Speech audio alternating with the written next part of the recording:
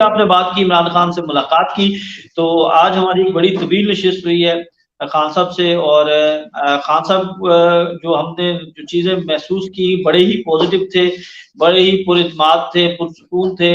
जितने सख्त से सख्त सवाल किए गए 1-2 क्वेश्चन हो सकते हैं जिनको उन्होंने लेफ्ट ओवर कर दिया, लेकिन ज़्यादातर सवालों के उन्होंने जवाब दिए हैं और बड़े ही सख्त-सख्त सवाल हुए हैं और आज की जो जितने भी टीवी चैनल्स हैं उनके हेडलाइन की ज़ीनत भी बने हैं। सलमान शहबाज के हवाले से मैंने कोई 5 से 6 सवाल किए थे, जिसमें खान साहब ने जो है उसमें उन्होंने जवाब दिए, 1-2 के वो जवाब नहीं मिले। पहला मेरा क्वेश्चन था आरिफ अलवी से मुताल्लिक कि खान साहब बताइएगा कि सदर आरिफ अलवी से जब आपकी मुलाकात हुई, तो आरिफ अलवी साहब ने आपको मशवरा दिया कि जनरल आसिम मुनीर को लगा दिया जाए, अगर आसिम मुनीर को नहीं लगाया गया तो जनरल बाजवा जो है वो मार्शल लॉ लगा देंगे।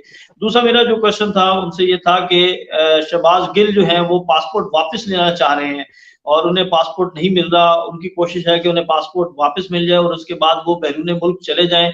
वो यहाँ के निज़ाम-ए-इंसाफ से जो है वो बड़े मायूस हो चुके हैं और उन्हें ऐसा लग रहा है कि अभी वो दोबारा जेल जा सकते हैं, दोबारा उनके ऊपर मुकदमात जो है वो दर्ज हो रहे हैं, दोबारा उनके खिलाफ जो है वो घेरा तंग किया जा रहा है, तो महसूस ऐसा हो रहा है कि शहबाज गिल जो हैं वो बैरून मुल्क जाना चाहते हैं। तीसरा मेरा क्वेश्चन जो था वो उनसे ये था कि ये बताइएगा कि सलमान शहबाज जो हैं वो वापस आ रहे हैं, तो क्या आप ये समझते हैं कि सलमान शहबाज की वापसी और उसके बाद नवाज़ शरीफ की वापसी होगी और क्या ये डील का हिस्सा है? और ये सारा मामला जो है वो जनरल बाजवा से शुरू हुआ था और उनकी जो ये पॉलिसी है जनरल आसिम जो हैं वो लेकर चल रहे हैं या नहीं चल रहे या आप क्या महसूस करते हैं? उसके बाद चौथा क्वेश्चन मेरा उनसे ये था कि आप बतौर पाकिस्तान तहरीक-ए-इंसाफ पार्टी के चेयरमैन हैं, आपके नज़रिए को लोग सपोर्ट करते हैं, नौजवान आपको बहुत ज़्यादा आइडलाइज़ करते हैं। लेकिन एक क्वेश्चन जो है वो बार-बार ये आता है कि इमरान खान अगर नहीं होंगे तो उसके बाद ये पार्टी खत्म हो जाएगी। तो कोई ऐसा आपने निज़ाम, कोई ऐसा आपने सिस्टम, कोई ऐसी चीज़ बनाई है कि आपके अगर आपको कुछ हो जाता है या कल को कोई ऐसे मामलात होते हैं, आपको नाअहल कर दिया जाता है, आपको साइड लाइन पे लगा दिया जाता है, तो क्या कोई ऐसा मैकेनिज़्म है जिससे आप पाकिस्तान तहरीक-ए-इंसाफ को जो है वो आगे पाकिस्तान तहरीक-ए-इंसाफ जो है वो आगे इस तरह चल सके। एक चौधरी बिरादरान के हवाले से भी क्वेश्चन था कि चौधरी बिरादरान के हवाले से जो है ये एक तासुर दिया जा रहा है मुसलसल कि वो आपके साथ नहीं है और लोग ये समझते हैं कि इमरान खान जो है वो चौधरी बिरादरान जो है वो उनको मुसलसल जो है वो गुमराह कर रहे हैं या उनके साथ जो बातें की जा रही हैं उसके पर अमल दरामद नहीं हो रहा। एक उमर चीमे के इस्तीफे से मुतल्लिक था, जनरल आसिम बाजवा के मुतल्लिक था, तो ये मुसलसल मेरे कुछ 4 से 5 क्वेश्चन थे। अब हुआ ये कि क्योंकि आपको वहाँ पर मौका बड़ा कम मिलता है और पहला मेरे से पहले जो है वो नबील रशीद साहब जो आरपी प्रोडक्शन के हैं और उनकी तरफ से बड़े सख्त क्वेश्चन किए गए थे जिसमें चौधरी बिरादरान के हवाले से उन्होंने क्वेश्चन किया क्योंकि वो गुजरात की रिहायशी हैं, तो उन्होंने वहाँ की जो एक्चुअल सिचुएशन थी वो खान साहब के सामने रखी और कहा कि महसूस ऐसे होता है कि जैसे सूबा पंजाब नहीं है, सूबा गुजरात है, वहाँ पर तमाम तर खजानों के मुँह खोल दिए गए हैं, वहाँ पर तरक्याती काम हो रहे हैं, सारी चीज़ें हो रही हैं, जो तहरीक-ए-इंसाफ का बयानिया है वो मज़बूत नहीं हो रहा, वहाँ पर जो लोगों में तशवीश है और इसके साथ-साथ उन्होंने मोहन्नस इलाही के हवाले से भी बात की और ये भी कहा कि चौधरी परवेज़ इलाही की तरफ से एक बयान आया कि कम से कम 3 माह तक पाकिस्तान तहरीक-ए-इंसाफ की हुकूमत जो है वो कहीं नहीं जा रही, यानी जो पंजाब हुकूमत है वो कहीं नहीं जा रही, जिस पर खान साहब ने बड़ी हैरत का इज़हार किया और उन्होंने देखा फवाद चौधरी की तरफ, उन्होंने देखा फारूक हबीब की तरफ कि क्या ये जो नौजवान बात कर रहा है ये दुरुस्त है, जिस पर उनकी तरफ से इनकार किया गया। लेकिन नबील रशीद ने कहा कि ये हम न्यूज़ का जो प्रोग्राम था मारिया जुल्फ़िकार का, उस प्रोग्राम में चौधरी परवेज़ इलाही का तफ़सीली इंटरव्यू अभी ऑनलाइन आप देख सकते हैं कि उन्होंने ये बात की है और ये बात रिकॉर्ड पर मौजूद है, जिस पर इमरान खान ने बड़ी हैरानगी का इज़हार किया। उन्होंने कहा नहीं ऐसी बात नहीं है। मुझे चौधरी परवेज़ इलाही ने यहाँ पर आकर इसी जगह पर बात की और उन्होंने यकीन दहानी करवाई कि इमरान खान साहब आप जब चाहेंगे हम ये हुकूमत जो है वो खत्म कर देंगे।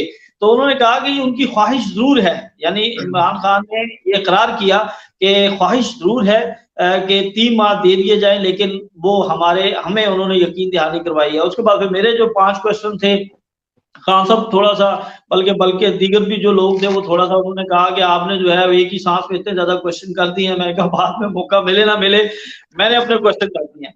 तो खान साहब ने तकरीबन जो है वो सारे क्वेश्चंस के आंसर्स दिए।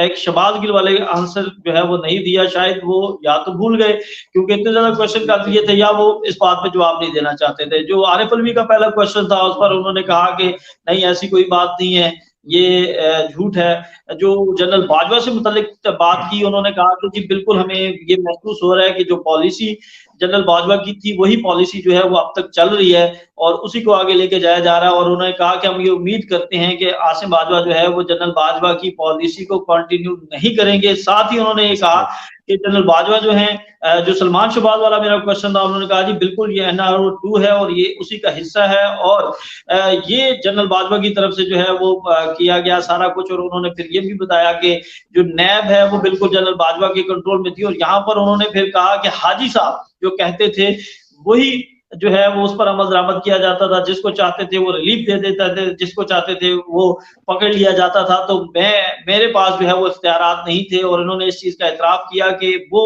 आइन की अमल दरामद करवाने में नाकाम रहे, वो चोर डाकुओं को काबिल गिरफ्त कानून के शिकंजे में लाने में नाकाम रहे।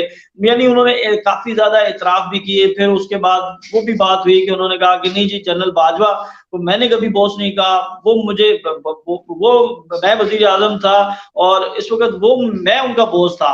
तो ये उस चीज की भी उन्होंने इनकार किया। और बाकी फिर दीगर भी क्वेश्चन जो है वो तमाम लोगों की तरफ से किए गए। एक अच्छी नशिस्त थी, 30 मिनट का वक्त था हमारा, लेकिन जो नशिस्त थी वो 1 घंटा और 30 मिनट तक चली। तो इमरान खान भी थोड़ा सा जो रिवायती सवाल थे वो नहीं थे।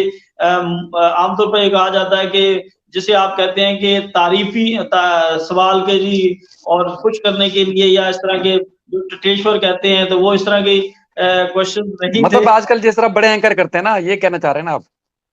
हाँ जी बिल्कुल जी। तो अच्छा था सेशन और चीजें जो है वो खान साहब ने बड़ी खुल के बात की। एक बड़ी मुस्बत चीज थी कि इमरान खान के चेहरे पर जो है वो कहीं पर जो है वो परेशानी नहीं नजर आ रही थी, कहीं पर जो है वो खफकी नजर नहीं आ रही थी। बड़ा रिलैक्स होकर वो सारी क्वेश्चंस का आंसर दे रहे थे। फिर उसके बाद उन्होंने मजहबी इंतखाब पसंदी के हवाले से बात की, जनरल फैज के हवाले से बात की, तो बड़ी ही तफसील से गुफ्तगू की। यानी आप ये कह सकते हैं कि पूरे उस सेशन में कोई 2-4 सवाल जो है वो सब इररिलेवेंट कह सकते हैं, या हम ये कह सकते हैं कि यार वो जरा जो हमारी मीटिंग थी, जो हमारा एजेंडा था उससे हटके थे। लेकिन ज्यादातर क्वेश्चन थे वो मौजूदा सियासी सूरत हाल के हवाले से थे और इमरान खान भी खुश थे कि उनसे जो है वो एक ही क्वेश्चन जो है वो बार बार रिपीट नहीं किया जा रहा। तो नए क्वेश्चन थे जिस पर उन्होंने खुलकर बात की और अपना मौक़िफ़ जो है उन्होंने सामने रखा। और ये मुलाकात जो थी वो आज हमारी रही। अच्छा, आप जाती तौर पर आपको क्या लगता है कि कोई चांस है पंजाब की सियासत में? क्या गेम लग रही है आपको? जाती तौर पे मुझे लगता है जी 20 दिसंबर तक जो है मुझे नहीं लगता कि कुछ होगा। और अगर कुछ होना है तो 20 दिसंबर तक हो जाना चाहिए। फिर उसके बाद आपके पास इतना वक्त नहीं बनता।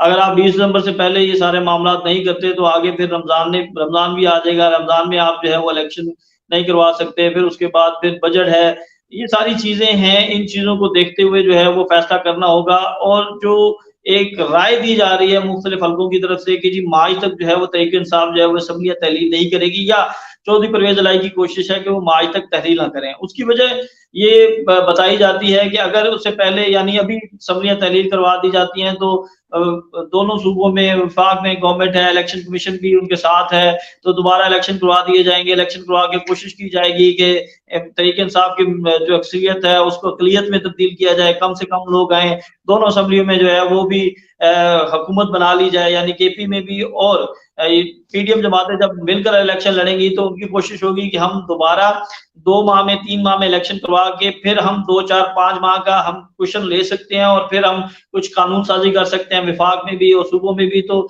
जिससे तरीके इंसाफ को बाहर निकाला जा सकता है। तो ये एक सेक्ट है जो ये बात करता है। और इसी के तनाजुर में जो चौधरी परवेज इलाही हैं वो ये कहते हैं कि अगर हम मार्च में असम्बलियां तहलील करते हैं और मार्च में अगर असम्बलियां तहलील होती हैं तो फिर मजबूरी हो जाएगी कि दोबारा जनरल इलेक्शन की तरफ जाया जाए।